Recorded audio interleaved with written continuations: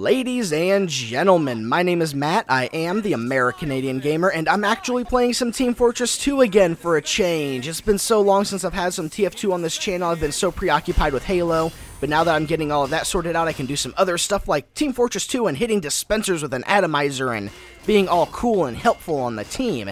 But I'm putting this up for a couple of main reasons. One, it was my birthday on Sunday, and my good friend Mr. Zimmer was kind enough to surprise me with a strange scattergun, and this is the first match I'm actually using it. I love this weapon. Thank you very much, good sir. Scout is my favorite class. It is my best class, and the scattergun is my favorite weapon for said class.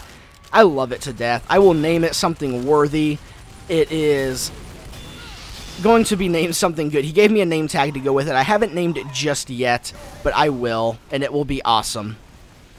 The second main reason I wanted to put this commentary up is because it showcases something that I've been wanting to talk about for a while, and that is Scout on defense. A lot of people are under the impression that Scout is purely an offensive or capping class, and that is just not the case. A Scout is arguably better on defense than they are on offense. In fact, they're one of the best defensive classes in the game by far. They are very fast, they are very agile, and they're very powerful, and you're going to see me utilize that here in a second. You don't want to go charging into combat like I kind of did there. That soldier pushed me back, and it's good that he did because I was kind of overextending. But what you do is use your speed and agility to get up around the enemy and surprise them. Like that soldier, he never saw me coming, and then you run away. You get a good kill, and you run away, or you get a couple of good hits, and you run away. Use your jumping and your speed. Get behind or to the flank of the offensive team and hit them and run. Use hit and run tactics. If you kill somebody, great, wonderful. If not, getting a couple of good meat shots is just as good. You can harass them if you don't kill them. If you get a good meat shot on somebody, they have to run away or die, because the scattergun does a lot of damage at really close range, and hitting them really hard, they'll have to go back and get health, or they'll have to back away, or they'll have to get teammates, or they'll have to go get a medic, or they'll just get killed by somebody else, or even you. And here is a good example of that, this pyro getting pushed back by me. I don't have to go chase him. He ran back. He's not on the cart anymore. Now we have a heavy and a pyro there. I can walk away. Use those hit and run tactics.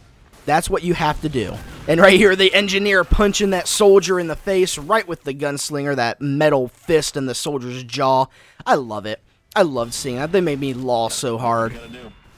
It was just great. Here you see me getting in behind the team yet again. There was a scout behind me that I was unaware of, but if that scout hadn't been behind me, I could have cleared that entire cart by myself. And at least got the heavy, and getting the heavy really helped finish this off. And there's that pyro. See, I get a couple of shots on the pyro, and he backs off because then he decides that he doesn't want to fight all these other people after taking a good hit from a scout. But when you go up and you hit somebody, if you even think they're thinking about shooting at you, run away. Don't stay there and fight. Don't push yourself that far. Don't overextend. Just let them go.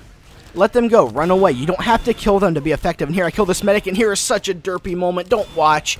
I'm shooting this soldier. He doesn't even turn around. I go up to hit him, and he rocket jumps. The rocket jump damages me, and then this guy shoots me, and oh, I didn't know what to think then. I didn't know what to think. And here's an example of me overextending. I kill that heavy. I finish him off. And I chase the scout. I don't know what I'm thinking, really, to be honest. I'm missing all my shots. I'm doing so bad. It's so embarrassing. But I overextended. Then I get trapped by the scout back into the tunnel. And then I turn around and, oh no, there's a pyro and there's a soldier. And everything just died. Everything did. And it just wasn't good at all. And they captured that point. And I get a completely fair crit. You know, you always have to make sure you get the fair crits on everybody in order to kill them. That's really the best strategy I can give you, is just get crits. That's the best thing that I can really tell you. And here's another flanking position on Badwater.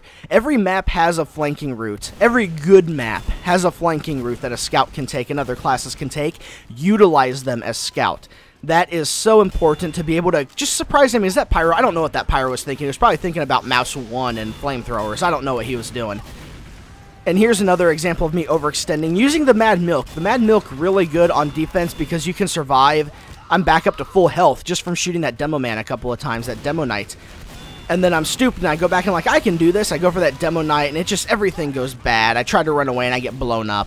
I shouldn't have stayed in that fight as long as I did. But yes, Mad Milk is a great compliment on defense because it not only helps you, it does help the rest of your team. This Demo Knight came flying out of nowhere. Oh, this match was so full of the lulls.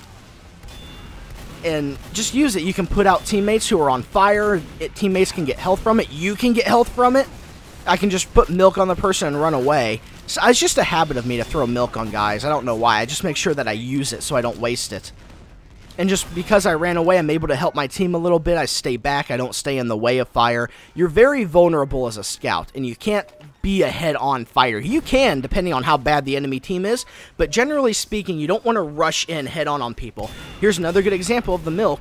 I throw the milk on the scout, I get a couple of good shots on him, and I'm back up to a good amount of health. And I damage him, and he goes for this health here. I know he's going for the health. I was ready for him. I pretty much just aimed at the health, essentially, and just waited for him.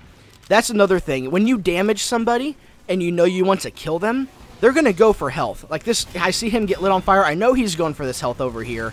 If he doesn't, he's going to die anyways, but I was able to go there and get him. And here's another thing that Scout is really good at. As I get back to their spawn, you don't have to spawn camp because you're just going to get killed doing that. Look for teleporters. This entrance here, I know it's inactive, but the engineer may be carrying his exit. He may not have an exit. He may have a destroyed exit. But either way, that means he has to rebuild the teleporter. Now here I am getting in behind the enemy team. This demo man turns around. I didn't think he was actually going to turn around. He gets me with a lock and load. Good on his part for having some situational awareness. That sniper may have called me out. But that's really all there is to it. I wish I could tell you some super big secret that, you know, makes you an awesome scout, bro, and this is how you do it. And there really isn't that much to it. Every map has a subtle nuance. It's more about learning the maps and the flanking routes on every map than it is actually the flanking of the scout. And here, we're so close to winning this. We're doing so well. I figure I'll just chase this guy. He has a rocket jumper. I don't know what to think of him. I don't know what he's doing. I don't know what I'm doing. But he goes up there. I didn't see him get killed. So I go up there to go finish him off, and I get shot in the back with a completely fair crit from an enemy scout. And that's pretty much it. Sometimes things go right, sometimes they go wrong. You are going to die as a scout on defense. It's just going to happen. There's going to be lucky rockets, there's going to be lucky crits, and there's going to be snipers that don't know when to run away, and you don't know when to run away.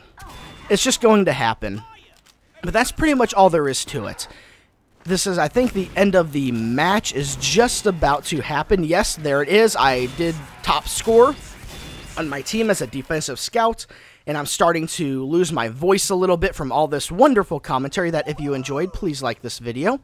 And with all of that said and done, ladies and gentlemen, thank you so much for watching. My name is Matt, and I will see you next time.